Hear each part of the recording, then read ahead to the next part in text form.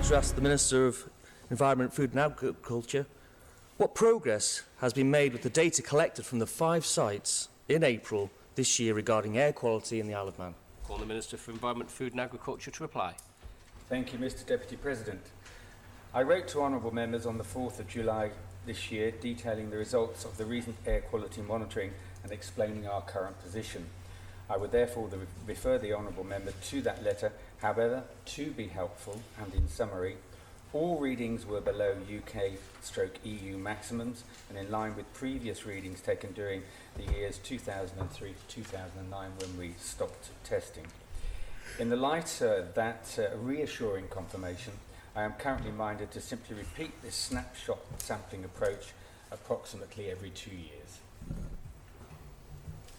Supplementary question, Mr Peake. Thank you, Mr Deputy President, and thank you, Minister, for pointing that out. That letter did arrive to us a couple of days after I put the question down. Well, would the Minister agree that there's a good opportunity to show leadership? Annual mean concentrations of nitrogen dioxide in the UK between 1990 and 2017 measured at roadside have reduced concentrations from 60 micrograms per cubic metre in 1998 to around 38 micrograms per cubic metre in 2017. Does he agree a Minister's responsibility is to communicate facts and ways the public can help improve the situation? On the Minister to reply. I think it's interesting to note that we took our sampling at the same time as they had previously been taken. Had we sampled the air, for instance, in the winter on windy days or windier months, then the results may have been somewhat less, but they all fall below the present UK-EU limits. I anticipate, and this is where leadership comes in terms of transferring from fossil fuels perhaps to cleaner fuels or electric cars, that over a period of time our results will get even better. And I would like to reassure members of the public and also honourable members here that the air quality in the Isle of Man is excellent and far better than all or most urban areas in the UK, except for the more rural areas in Wales or Scotland. We will, in due course, I'm sure, see a move towards electric vehicles with zero emissions, and that will improve over a period of time. Supplementary question, Mr Shimmons. Thank you, Mr Deputy President. It was helpful that the Minister for the Environment circulated the results in his letter. I was surprised by the assertion he made in his letter that the air quality has not deteriorated. If you look at the data that was presented, in 3 of the 4 urban sites, the levels of nitrogen dioxide has increased significantly. The Minister for Environment continues to refer to air quality in the UK. I would suggest to the Minister of Environment that the people of the Isle of Man are not interested in air quality of the UK. They're interested in air quality in Isle of Man, and if you look at the data, Quarterbridge pollution readings are up by 50%, and the Lord Street readings have now also increased since the last monitoring to only 2 micrograms per cubic metre below the EU legal limit. Will the Environment Minister take this more seriously and commit to more regular air monitoring to ensure that the health of the people of the Isle of Man is not being compromised? Minister to reply. The health of Isle of Man residents is certainly not being compromised, and he talks about a legal limit. There is a target maximum limit in the UK-EU. Many cities and urban areas exceed this by a considerable amount. And when you look at the figures that I sent to honourable members, you will see that for Lord Street, it has actually reduced by 4 points since 2008. And if you look at other areas, Richmond Hill, rural, it's dropped from 7.1 in 2008 to 5.7, exactly the same as in 2009. Now, I don't intend going through all these figures, but at present we have to accept that the use of fossil fuels, diesel cars, is not reducing substantially, or will do over a period of time with more hybrid cars and more electric cars. There is little we can do to drive that process. It is market driven from external sources, then people will buy the cars and vehicles that are available. We can encourage them by putting more electric charging points in, but there will come a point even there where we have to face the fact that if fossil fuel sales decline to a point where garage premises don't exist, the duties will fall, the VAT will fall, and we will eventually have to start charging people a going rate that includes duty and VAT for electric. So it's a complex process, but I can assure members that things will get better, not worse, in the longer term, and that residents have no worry about their health at the moment. Supplementary question, Mr. Peake. Thank you, Mr Deputy President, and thank the Minister.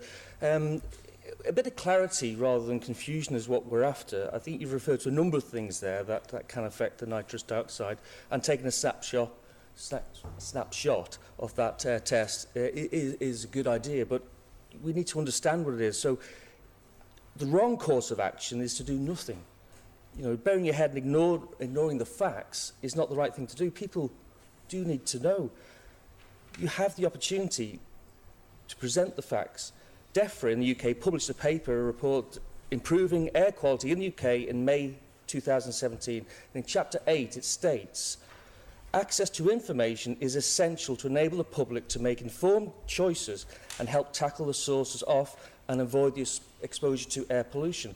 It goes on in Chapter 6, identifying the solutions. It states, the Euro 6 type engine, diesels produce 10 times the amount of nitrogen dioxide over petrol engines. These are the facts that would help the people make informed choices about what to purchase next. Does the Minister agree, being transparent about the facts, like the present air quality, and offering leadership by being proactive and offering sound, clear advice will help the people of the Isle of Man improve local air quality? Minister to reply.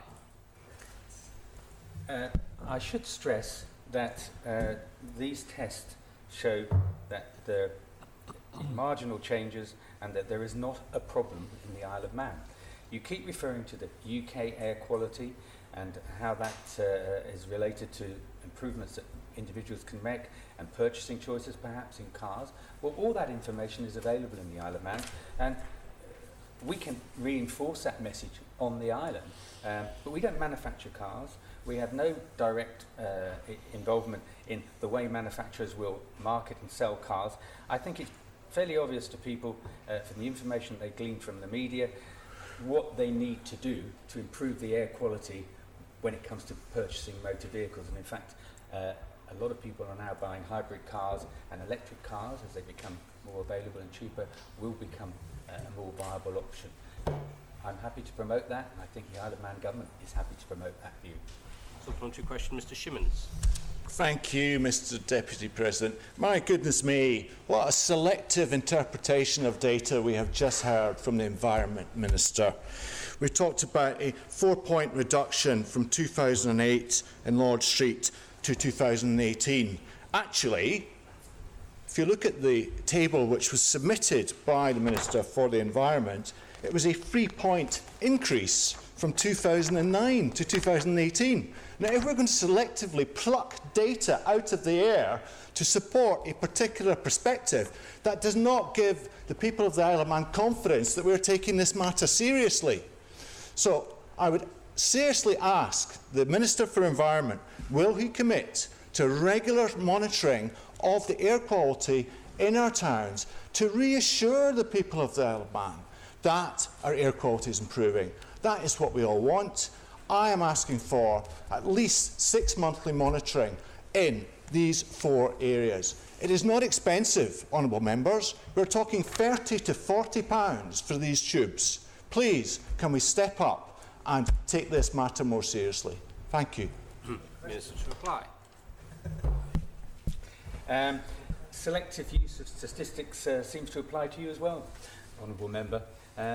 It's only the data. And the data is available to honourable members, so they can see for themselves what I'm talking about and also what you're talking about. You want me to commit to 6 monthly testing? I'm not willing to do that. I've already said that we'll look at things on a 2-yearly basis. It's fairly obvious from these figures that there are no dramatic changes, and I think it's also fairly obvious to people generally that the air quality in the Isle of Man is good. There are resource implications for everything we do, and okay, the tubes don't cost very much, but I have to deploy officers to go and put them up, bring them back, and then they have to analyse the results.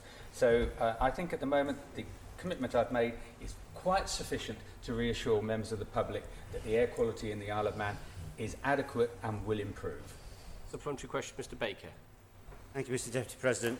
Would the Honourable Minister agree with me that in addition to moving towards electric vehicles and hybrid vehicles that he referenced, there are 2 very powerful ways that people could help address this problem by reducing the number of car journeys being driven into our towns, in particular into Douglas, and that the active travel motion, which is before us later on today, is a really important step in that move, which it will lead to more journeys by bicycle and by foot, and continued investment in our high-quality public transport system, and using that service to bring people to and from work in particular is a real way in which ordinary people can contribute to addressing this issue, irrespective of how often we measure the quality of the air.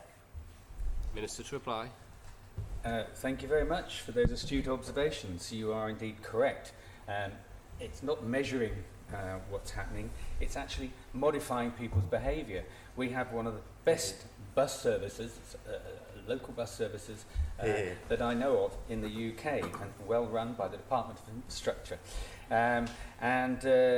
If people would use buses more rather than individuals driving into town, as pointed out, that would certainly improve air quality. And active travel, as we all know, is on the agenda today, and something that, as a department, we would encourage. Final supplementary, Mr. Henderson. Would the Taoiseach acknowledge that this is the year of our island and that the Isle of Man has biosphere status?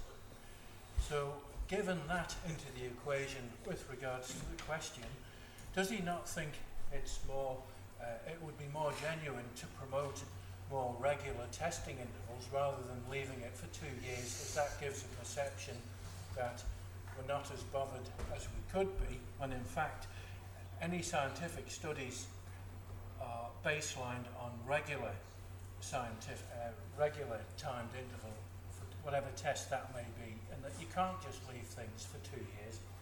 And would he further agree with me that in promoting people's activities and behaviours, that it would be really good for his department to have a look at why on earth round our streets, towns and schools people leave their diesel engines running, why taxi ranks leave their taxis running for anything up to half an hour, 3/4 of an hour for no apparent reason. Lorry drivers do the same, and pick up and drop off points, whether it be schools or organisations, delivery vans, will inevitably do the same, where the engines, diesel, are left running for considerable lengths of time. So would you support the notion of putting that into the public information programme he was eager to support previously? Minister to reply. I am, and I'm sure government generally and members are very proud of our biosphere status, and it's certainly a status that we intend retaining and to improve generally. Regular can mean weekly, monthly, 6 monthly, yearly, 2 yearly, 5 yearly. It depends on whether you think there is a problem that needs monitoring and a trend. Well, patently, the trend is similar as we see at the moment, but what will change dramatically in the next 2 years that will alter the figures that we're monitoring at present? Nothing, really, except that cars will probably get cleaner. So I'm anticipating that with the regular testing on a 2-yearly basis, we will see a gradual improvement in air quality. When it comes to vehicles being parked and left running, I think we are all aware that that's not a good idea, but actually the highest levels are not where people are parking cars, but where cars are backed up in Lord Street, Quarterbridge, in busy environments when they can't move. So reducing the number of car journeys, as referred to earlier, is perhaps germane to improving our air quality. But once again, I stress the air quality in the Isle of Man is some of the best in the British Isles.